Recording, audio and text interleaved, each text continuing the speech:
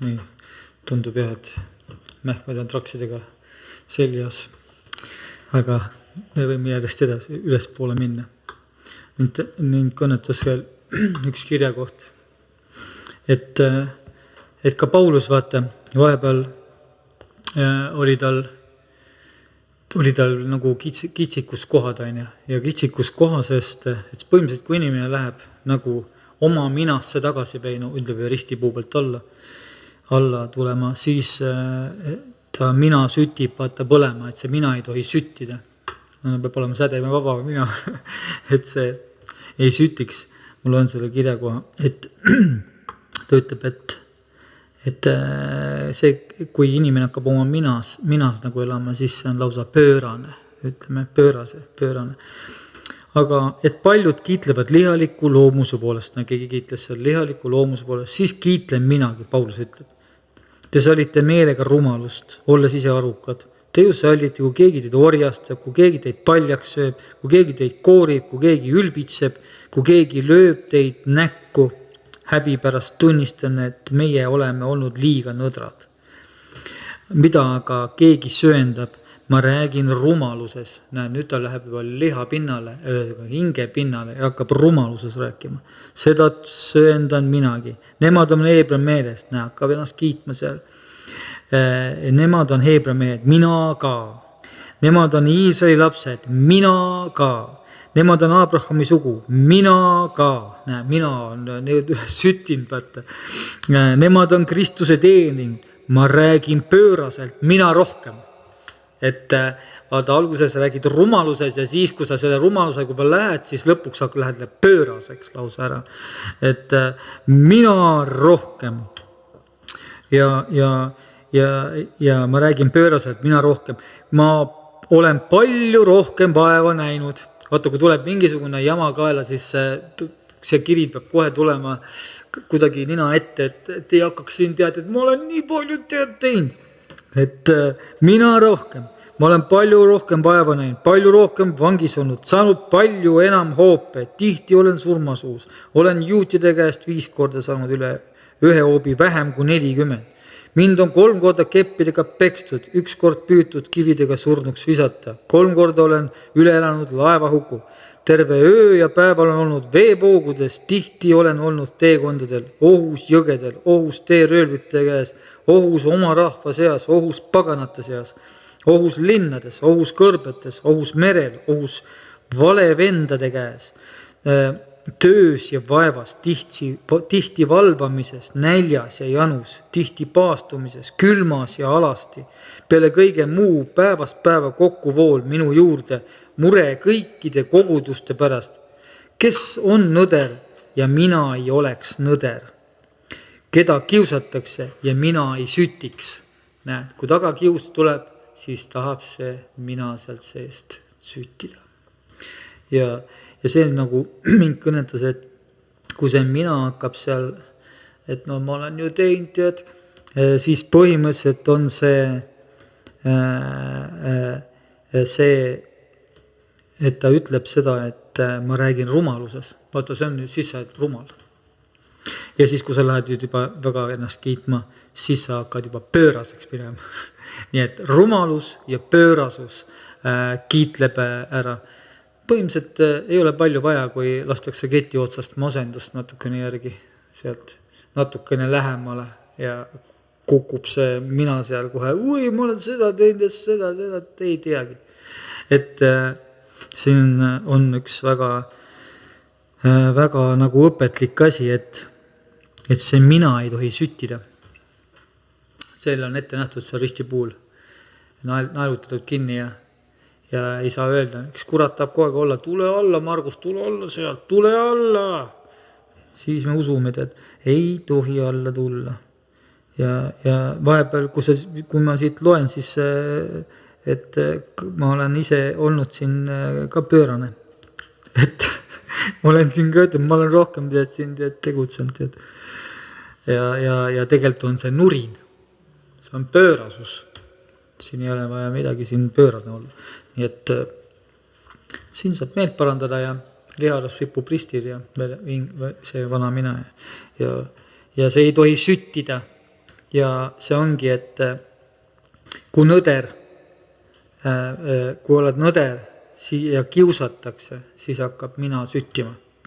Muidugi ta annab siin, et keda kiusatakse ja mina ei sütiks, seda küsimärk on, et nii kõigil sütib on, aga me võime ka mitte süttida, suu kinni panna, kui kiusatakse taga. Kiusamist on kogu aeg taga. Ega see kirja kohta eriti paljudele ei meeldi ja ega mullegi meeldi. Et kõik, kes tahavad elada Jumala kartlikku elu, kiusatakse taga.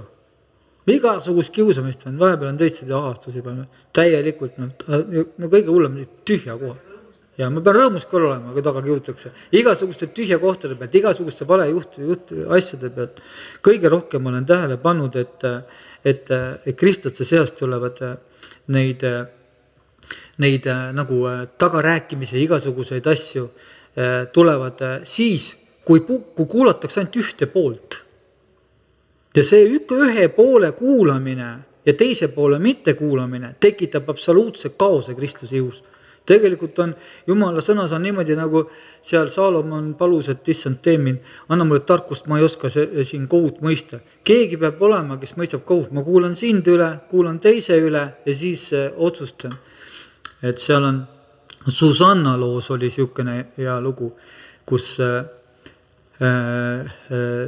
Susanna seal oli seal oma tiigis seal pesemas ja siis 2 variseri seal abemikud kiikasid teda seal põõsast. Kui te teate, see on apokriivas mõne kirjas. Ja siis nad läksid sinna, et alistu meile ja ühesõnaga seksuaalt vahekorda ja asja. Ja et kui sa meile ei alistu, siis me läheme ütleme, et vale tunnistume saame, et sa magasid meiega nii ja naa.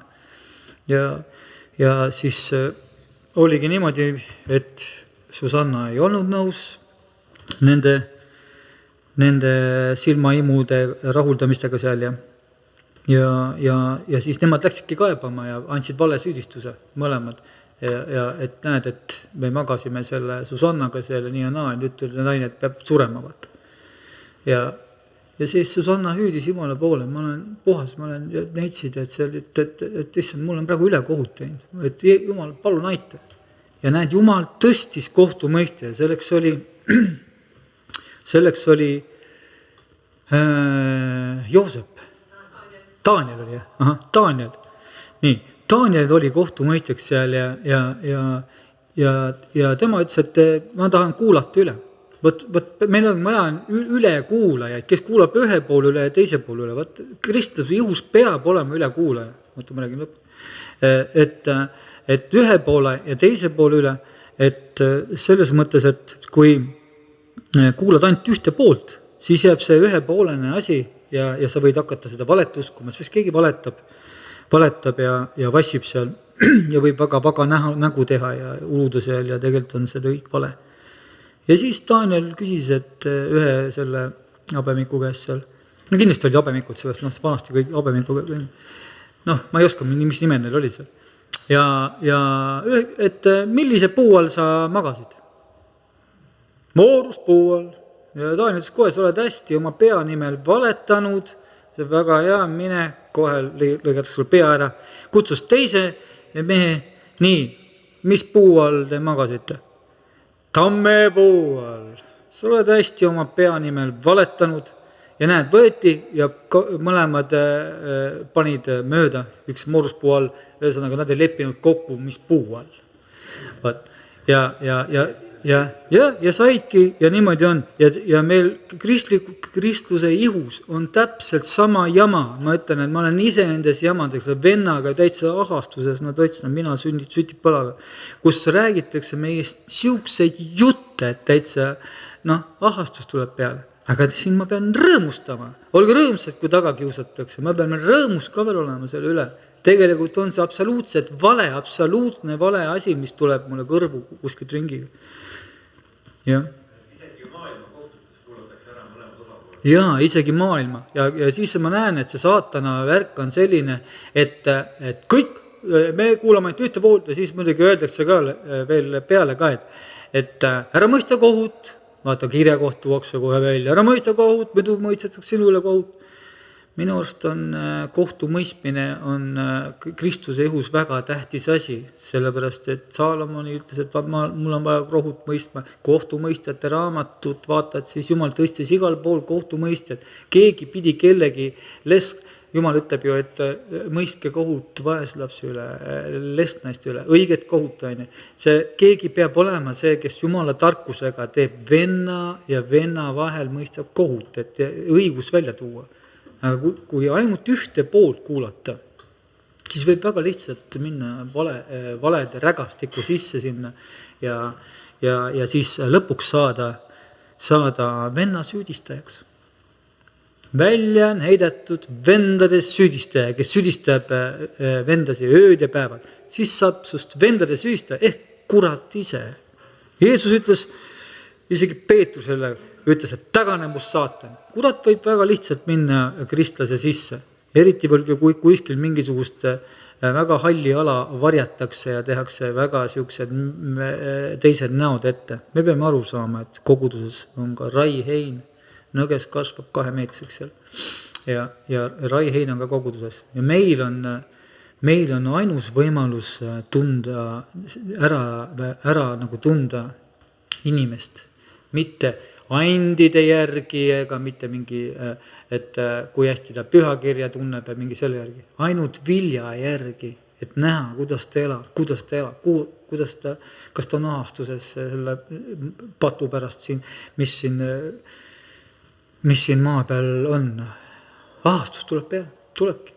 Aga Jumal ütlebki, et mine käi linnas ringi vaata, kes ahastab selle maa peal, selle jubeduse peal, mis siin tuleb. Mine pane tempel nendele otsa ette. Vaat Jumal otsibki neid, kes ahastab selle kõgu selle jura peale, mis saatan siin külvab siin meie maal.